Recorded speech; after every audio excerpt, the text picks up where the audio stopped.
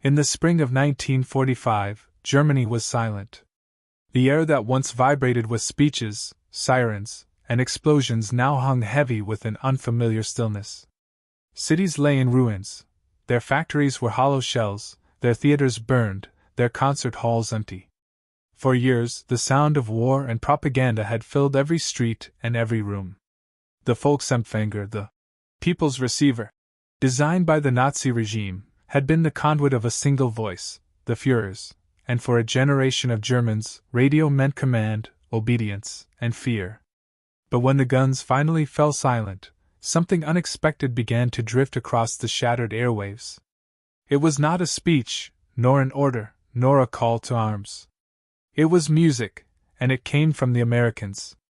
The first signals reached the ruins through the static of damaged receivers and makeshift antennas.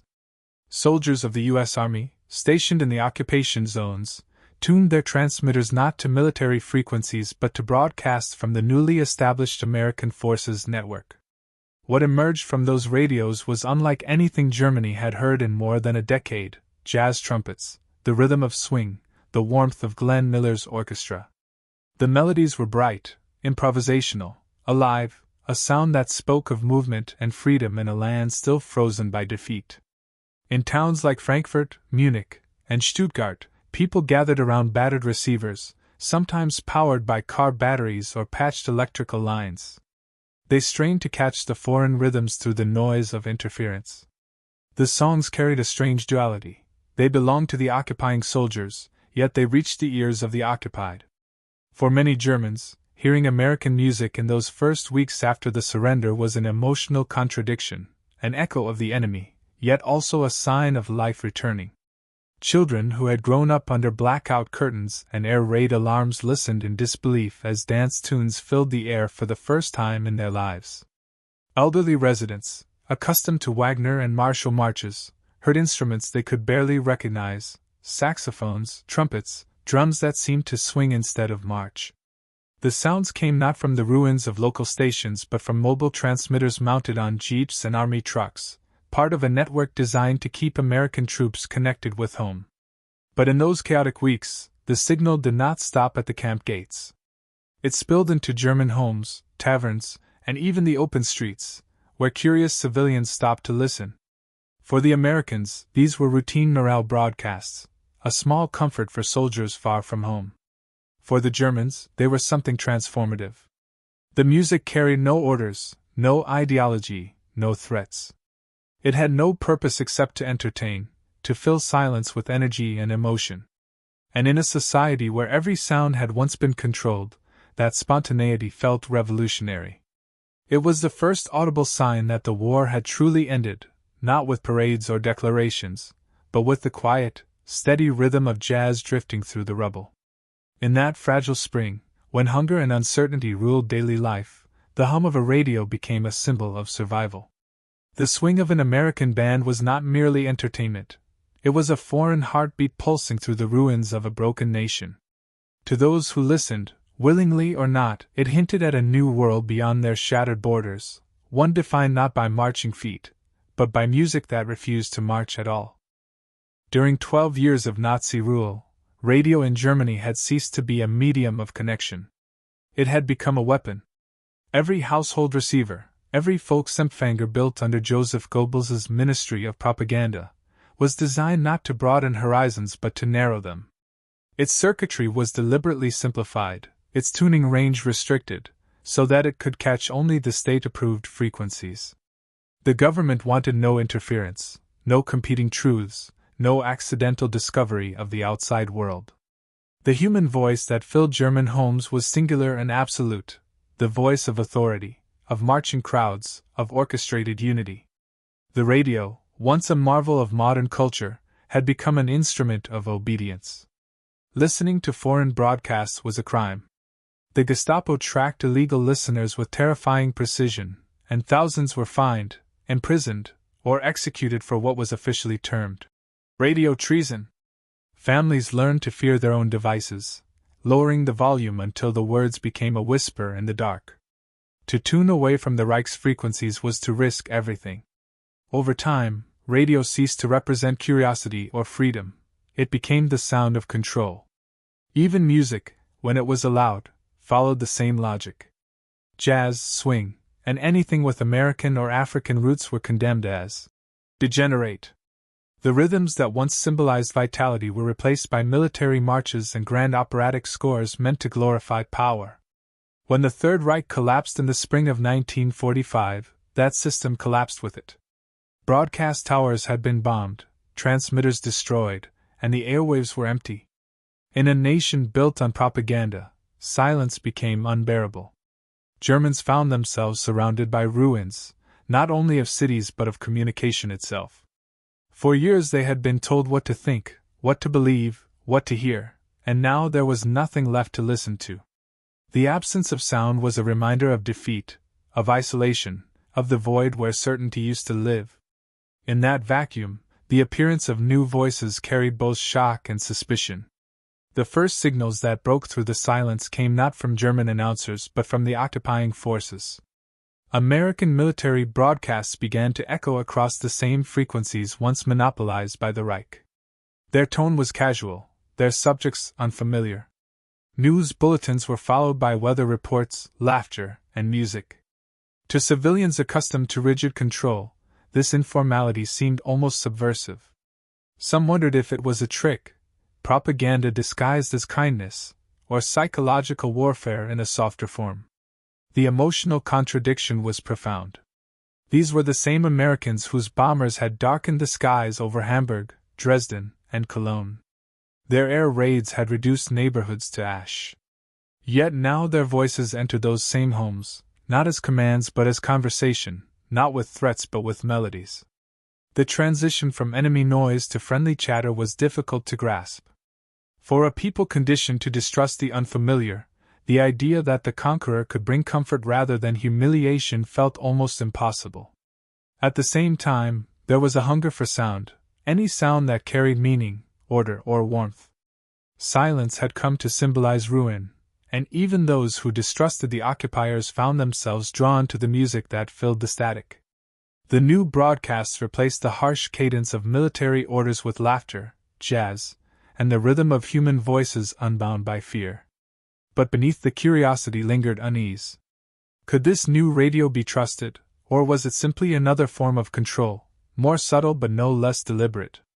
The Germans of 1945 stood between two worlds, the shattered echo of totalitarian certainty and the hesitant murmur of something freer. The radio, once a tool of oppression, was again becoming a mirror of power, but this time it reflected an ideology they did not yet understand. The very device that had once enslaved their ears now offered a strange promise of liberation, and the challenge lay in learning to believe that such liberation could exist at all. In May 1945, when Nazi Germany signed its unconditional surrender, the Allied powers inherited not just a ruined nation but an information landscape shattered by years of manipulation. Every radio transmitter, printing press, and film studio in Germany had been part of a vast propaganda machine. The Allied military governments understood that if the country was to be rebuilt, control over communication had to be one of their first priorities. For the United States, this responsibility fell to a specialized branch within its occupation administration, the Information Control Division, or ICD. The ICD had its origins in the Psychological Warfare Division of the Supreme Headquarters Allied Expeditionary Force, PWD/SHAF, which had managed wartime propaganda and psychological operations against Germany. When the war ended, the same officers who once broadcast messages to undermine Nazi morale were now tasked with reconstructing a democratic media system in the American occupation zone. Officially established in May 1945, the ICD operated under the Office of Military Government for Germany, OMGS, headquartered in Frankfurt am Main.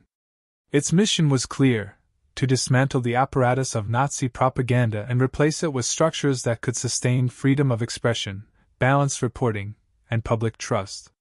The division moved quickly. In the first weeks of occupation, all German newspapers and radio stations were shut down.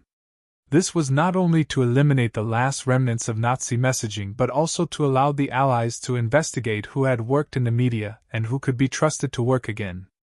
Censorship offices were established in every district of the American zone to screen publications, scripts, and broadcasts. The policy was summed up by a phrase often repeated by AMGAS officers: "No free press until the German people understand what a free press means." In practice, this meant that for the first year after surrender, all communication, from local news to entertainment, operated under Allied supervision. The ICD was divided into four main branches: press control, publications control, film and theater control, and radio control.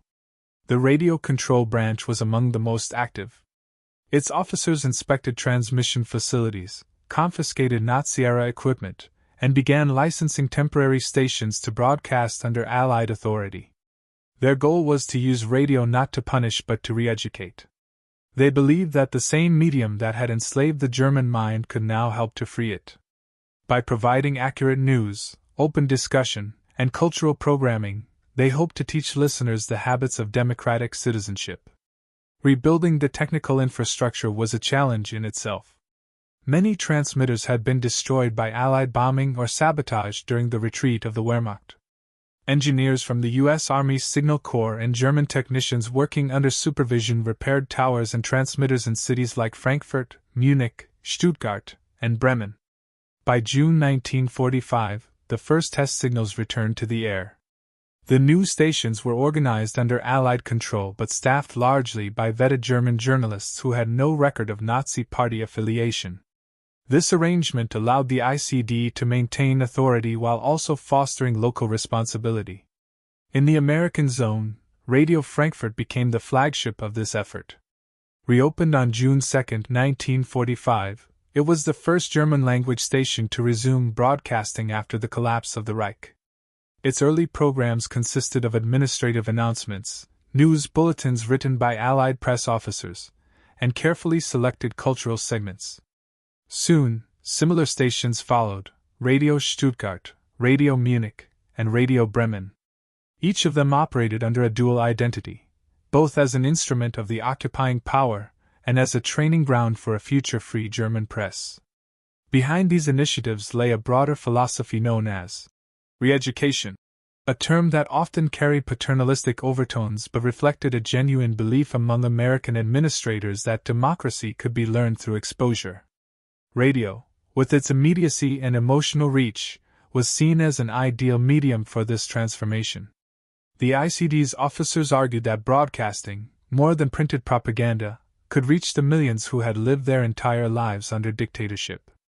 Instead of lectures, they offered normality, open discussion, humor, and the simple sound of disagreement, concepts once forbidden in the Third Reich. By late 1945, the American zone had developed a functioning network of German-language radio stations supervised by Allied officers but increasingly operated by Germans.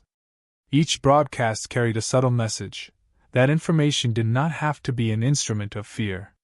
The ICD's work represented one of the first experiments in large-scale media reconstruction after totalitarian rule. Its successes and failures would later influence similar efforts in Japan, Korea, and even post-war Europe's emerging democratic institutions. For the citizens of occupied Germany, these early broadcasts were more than news. They were lessons in how to listen again. The voice that once commanded now explained, questioned, and occasionally laughed. In a country where silence and lies had ruled for so long, the Information Control Division sought to fill the air not with ideology, but with something far rarer in 1945: truth, uncertainty, and the first faint sounds of freedom. The turning point in the transformation of post-war German broadcasting came in the early summer of 1945, when the airwaves, silent since the collapse of the Reich, came back to life under American supervision. On June 2, 1945, Radio Frankfurt began transmitting from the ruins of what had once been one of the Reich's central broadcasting hubs. Using equipment salvaged from bombed studios and transmitters repaired by German technicians under the direction of the U.S. Army Signal Corps, the station became the first German-language broadcaster to operate in the American occupation zone. It was a modest start, only a few hours of programming per day, a single frequency, and a skeletal staff made up of vetted journalists and Allied officers. Yet for millions of Germans living amid the wreckage of war, that faint signal represented something astonishing: the return of the human voice. The station's first broadcasts were practical in nature. They carried official announcements from the Office of Military Government for Germany, OMDIS, public safety information, and instructions on food distribution, curfews, and displaced persons.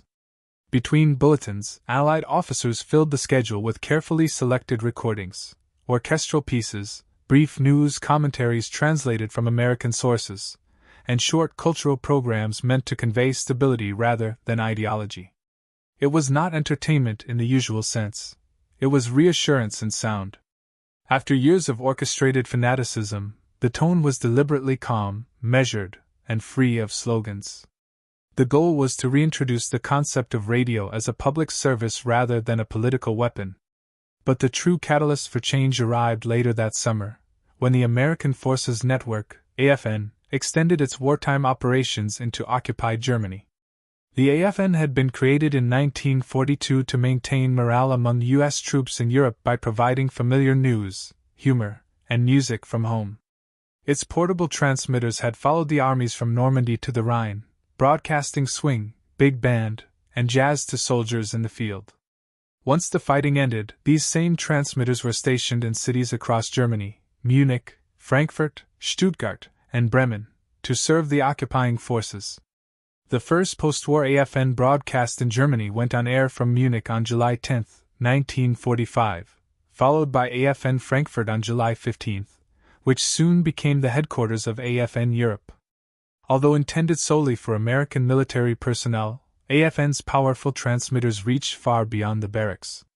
German civilians quickly discovered that by turning the dial slightly beyond the old Reich frequencies, they could pick up these new programs. What they heard was unlike anything their radios had carried before.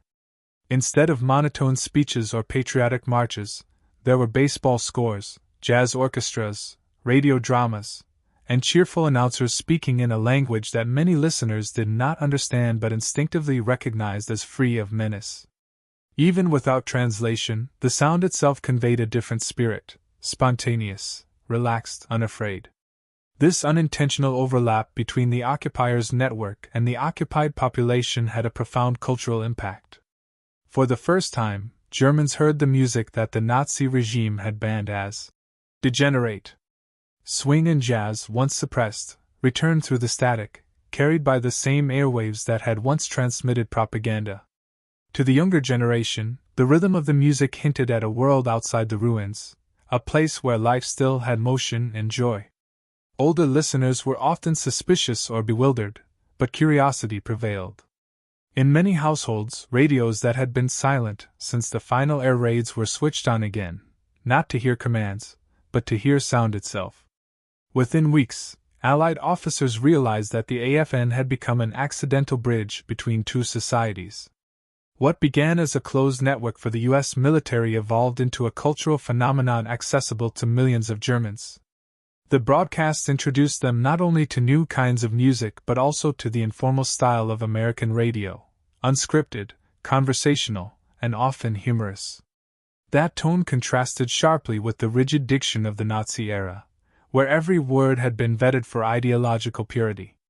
Through AFN, the idea of radio as companionship rather than control began to take root.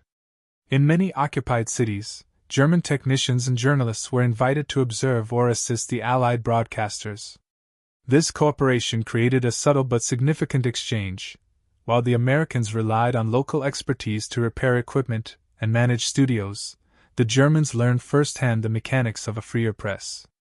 The sound of Glenn Miller's orchestra or Benny Goodman's clarinet was more than entertainment. It was the audible proof that another kind of communication was possible, one built on rhythm and improvisation instead of obedience. By late summer 1945, the combined presence of Radio Frankfurt and AFN had completely altered the post-war soundscape of Germany. What had begun as a technical effort to restore communication became a cultural turning point. The air, once filled with commands and fear, now carried laughter, melody, and fragments of a world that had survived destruction. The catalyst was not a political decree or a grand reconstruction plan, but a radio signal, a stream of music and words crossing invisible borders, teaching a defeated nation how to listen again. The creation and operation of the American Forces Network, AFN, in occupied Germany followed a deliberate yet improvisational design, a blend of military organization and creative spontaneity. By the summer of 1945, the U.S. Army had already developed a functioning broadcasting system that had accompanied its divisions across Europe since the Normandy invasion. When the fighting ended, this system was not dismantled but adapted to a new purpose, sustaining morale among occupation troops and projecting stability in a conquered land. The architecture of AFN's post-war expansion reflected both logistical precision and cultural foresight. On July 10, 1945, AFN Munich began broadcasting from a former Luftwaffe studio that had survived the bombing of the city. The equipment was minimal: a single transmitter, a handful of microphones, and salvaged turntables operated by Signal Corps engineers. Yet even in its earliest days, the station followed the same structured format used during wartime broadcasts: hourly news updates written by correspondents from the U.S. Army's Information and Education Division, followed by music blocks, sports reports, and morale-building announcements. 5 days later, on July 15, AFN Frankfurt went on the air from temporary facilities in Hochst, a suburb west of the ruined city. Within weeks, it became the central node of AFN Europe, coordinating programming and relaying content to outposts in Stuttgart, Bremen, and Berlin. The programming philosophy behind AFN was carefully balanced. Its first audience was the American soldier, thousands of men far from home, stationed in foreign towns amid uncertainty. To maintain their connection with the United States, AFN reproduced the sound of American life as faithfully as possible. The news came from the Associated Press and the United Press wire services. Sports updates covered baseball and American football games back home. The music playlists featured Glenn Miller, Duke Ellington, Bing Crosby, and the Andrews Sisters. The announcers were themselves soldiers, broadcasters, journalists, and musicians in uniform, whose casual, conversational tones stood in sharp contrast to the rigid oratory Germans had heard for years. From a technical standpoint, the process of broadcasting in a devastated country required both ingenuity and adaptability. Many transmission towers had been destroyed during the war, and electrical supply was unreliable. AFN engineers often powered transmitters with mobile generators and rebuilt control rooms from salvaged parts. Some of the first studios were located in requisitioned German facilities, former Reich radio buildings or local theaters, which were cleared of Nazi insignia and refitted for Allied use. The Signal Corps provided mobile transmitters mounted on trucks, allowing AFN to establish temporary field stations wherever troops were concentrated. Although AFN's mission was military, its signal was too strong to remain confined to the barracks. Civilians throughout the American zone could easily tune in, and by late 1945, the network had an unintended but growing German audience. This created a new set of design challenges.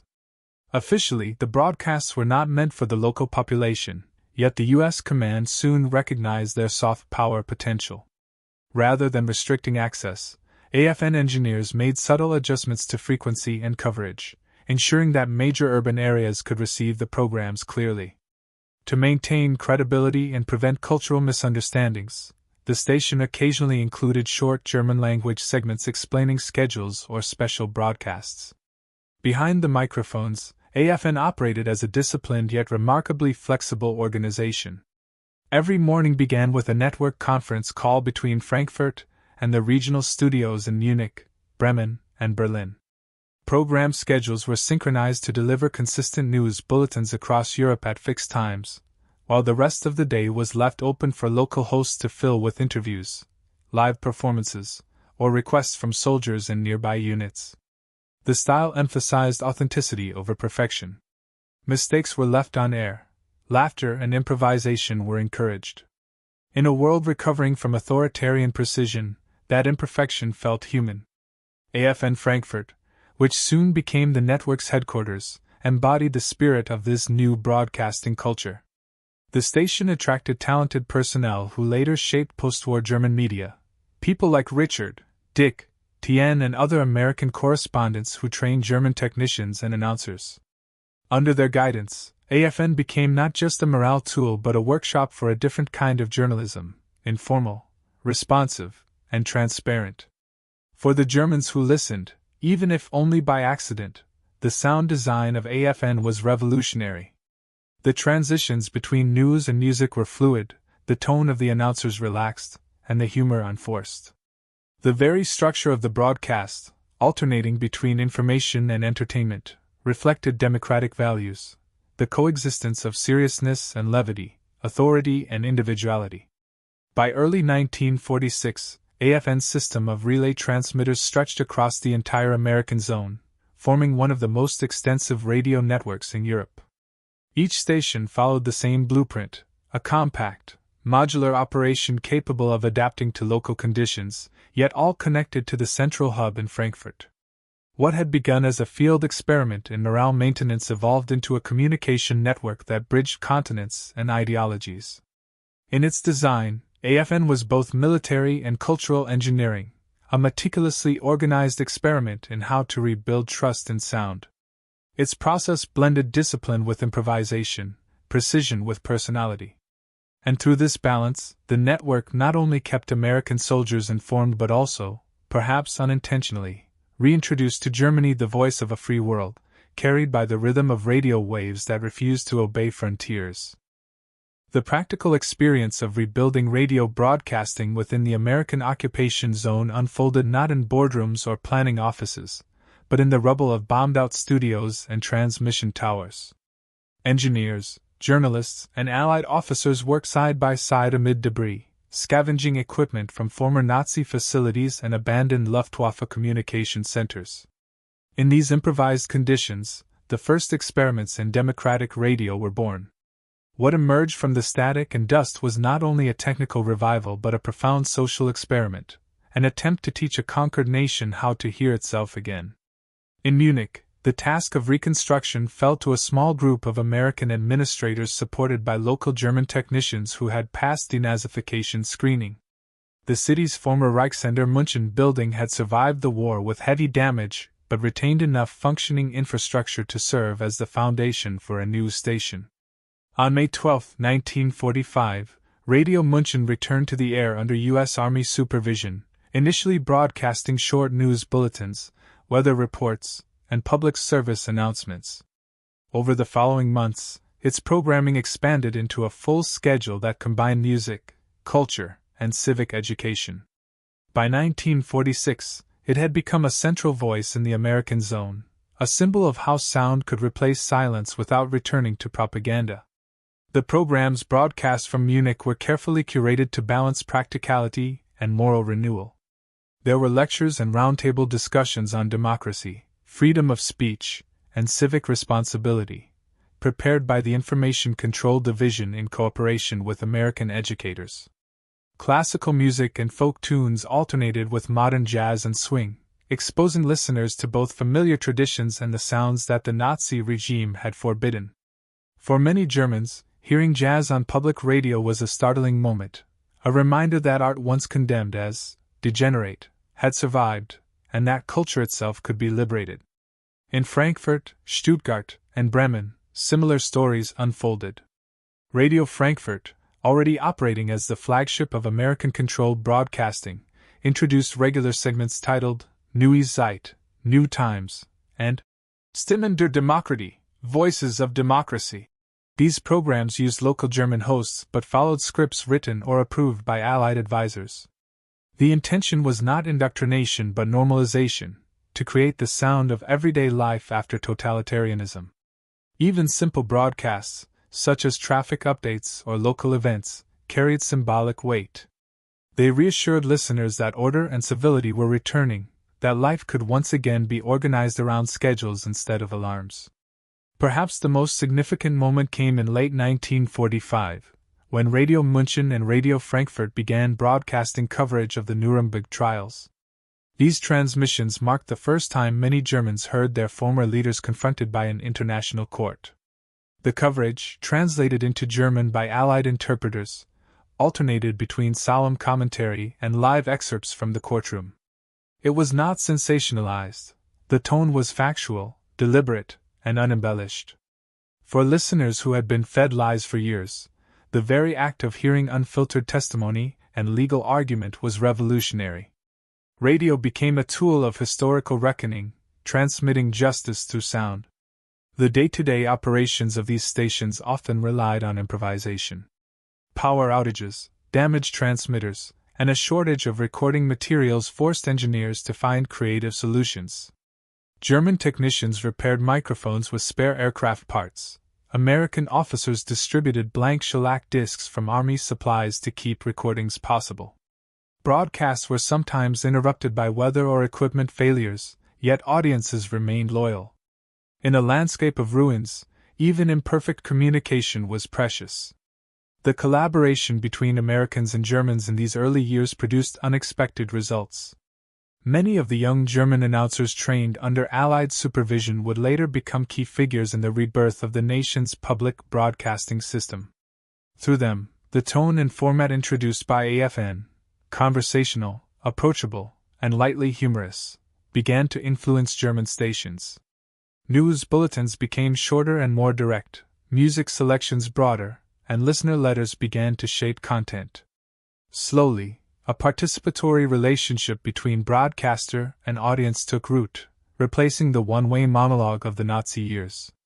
Culturally, the presence of American radio reshaped the rhythm of daily life. Cafes and shops tuned their sets to AFN or the new German stations, letting swing music spill into the streets. In the evenings, families gathered around radios not for commands or sermons but for songs, debates, and poetry readings. Radio had ceased to be the voice of the state, it had become the heartbeat of recovery. Even those who distrusted the occupiers could not deny the comfort of hearing laughter and melody after years of fear. By 1947, Radio München had begun to operate under increasing German control, preparing for its transformation into Bayerischer Rundfunk.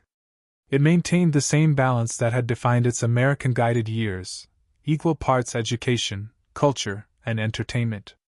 The process repeated across the zone. Radio Stuttgart evolved into Süddeutscher Rundfunk, and Radio Frankfurt laid the foundation for Hessischer Rundfunk. What began as a field experiment in occupation administration became the framework of the West German public broadcasting model.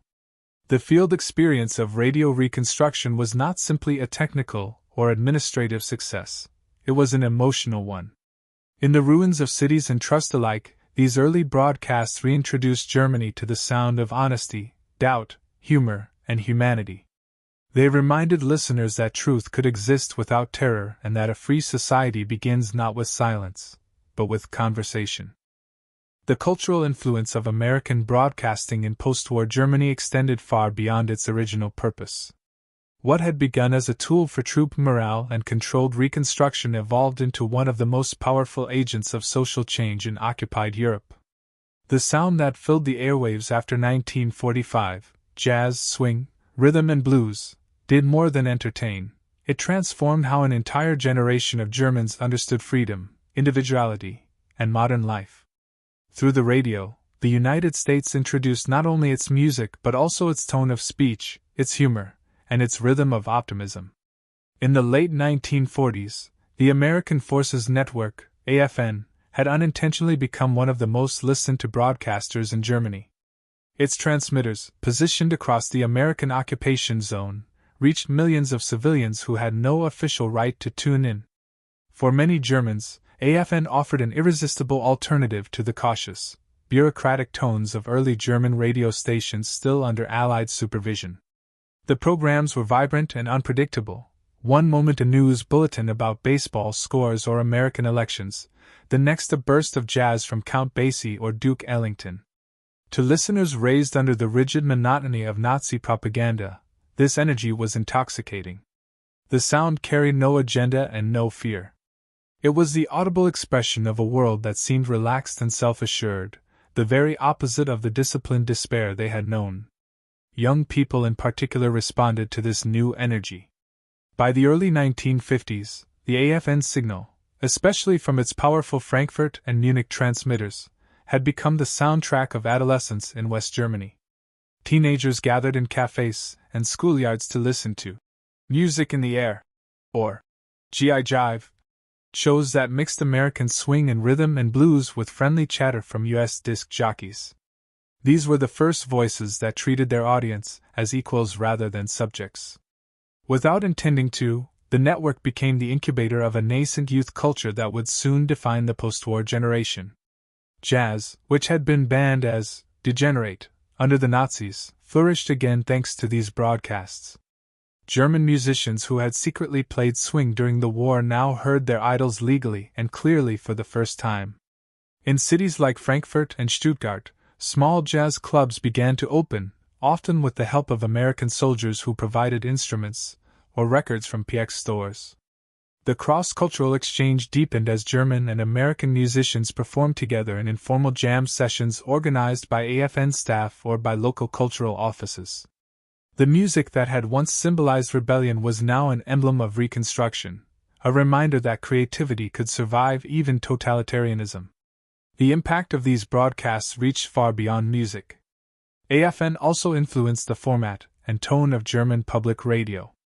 The conversational style of its announcers, the inclusion of humor, and the blending of news with entertainment began to reshape what audiences expected from broadcasting. Stations such as Radio Frankfurt and Radio München gradually adopted similar techniques, introducing lighter programming, audience interaction, and popular music into their schedules. The rigid hierarchy between announcer and listener that had defined German radio since the 1930s started to dissolve. In its place grew a culture of participation and curiosity, rooted in the democratic ideal that every voice mattered. By the mid-1950s, AFN expanded its reach to include rock and roll, introducing artists such as Bill Haley, Elvis Presley, and Little Richard to German audiences. The reaction was immediate and divisive. To older generations, this music seemed chaotic, even threatening, but to the youth, it represented something entirely new, a rhythm that belonged to them. The American sound became inseparable from the image of freedom and modernity. Its arrival coincided with the emergence of a distinct West German identity, one shaped not only by politics and economics but also by culture. For the first time since the war, young Germans could define themselves through music rather than ideology. The influence of AFN's broadcasts did not stop at the borders of the American zone.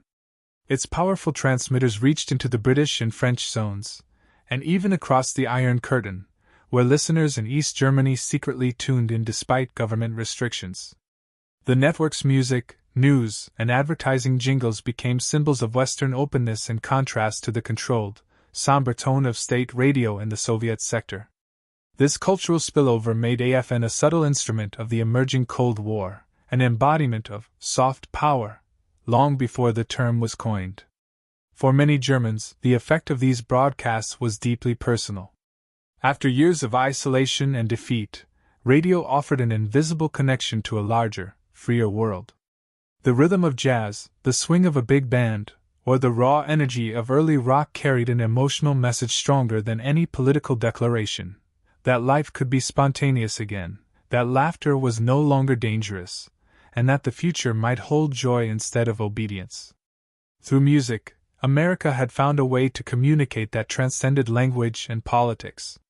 The AFN's frequencies became bridges between nations once divided by hatred, between generations scarred by war, and between ideologies that had turned the air itself into a battlefield.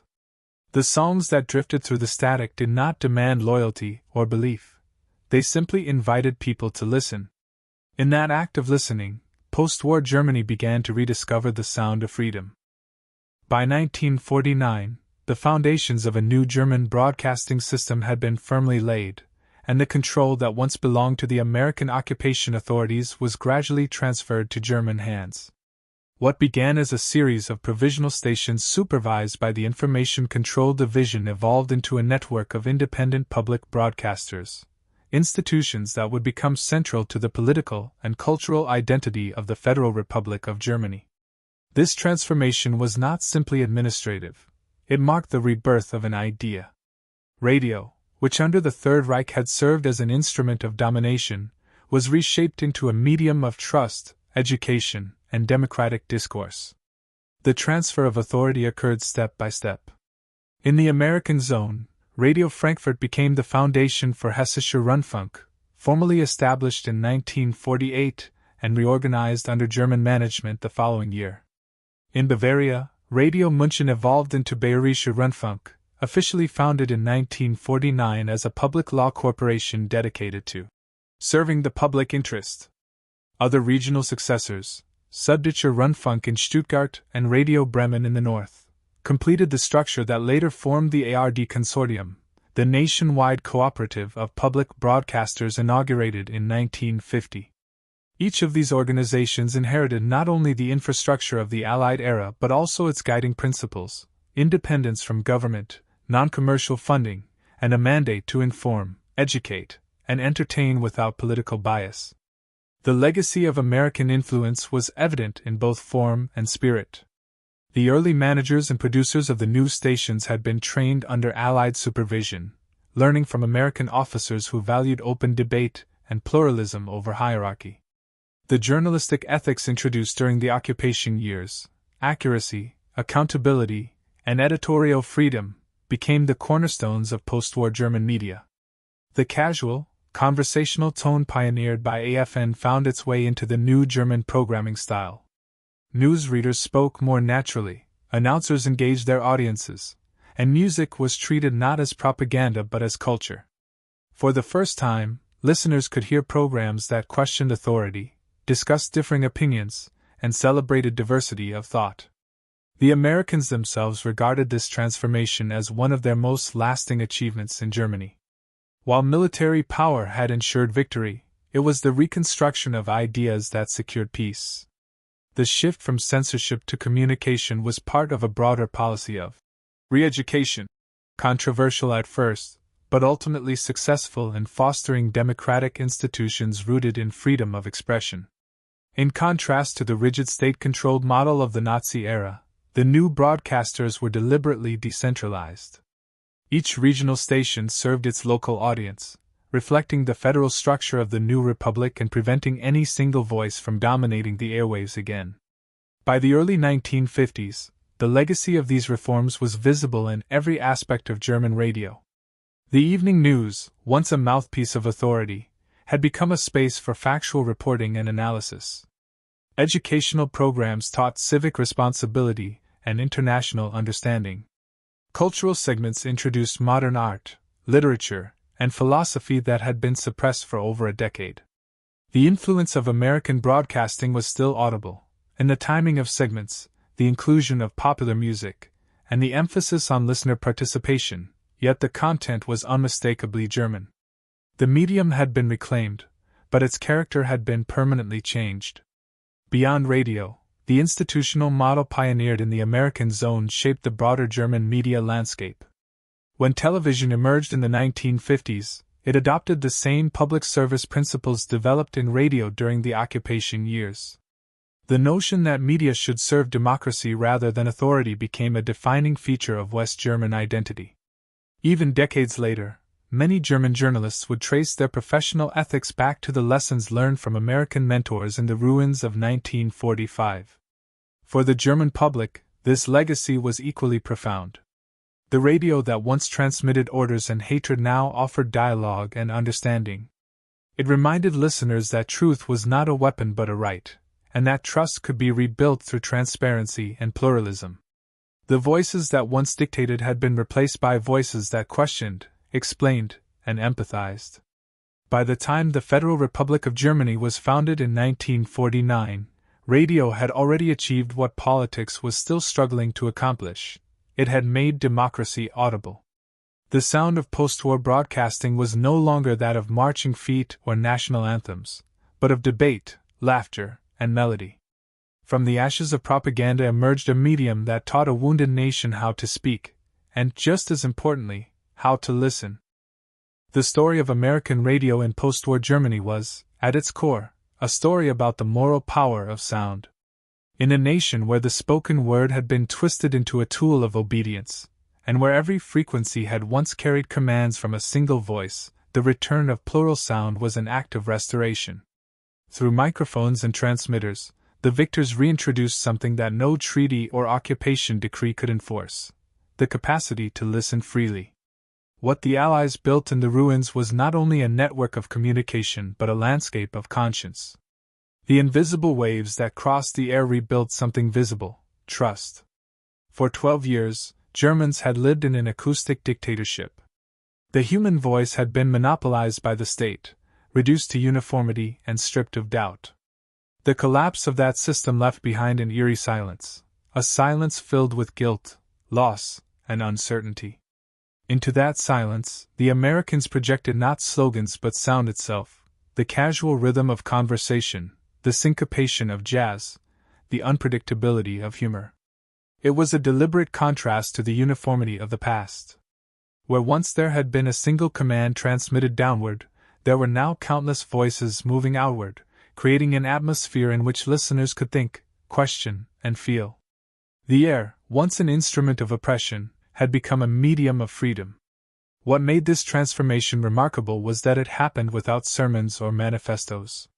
The Americans who operated the Information Control Division and the AFN did not lecture the German population on democracy, they demonstrated it.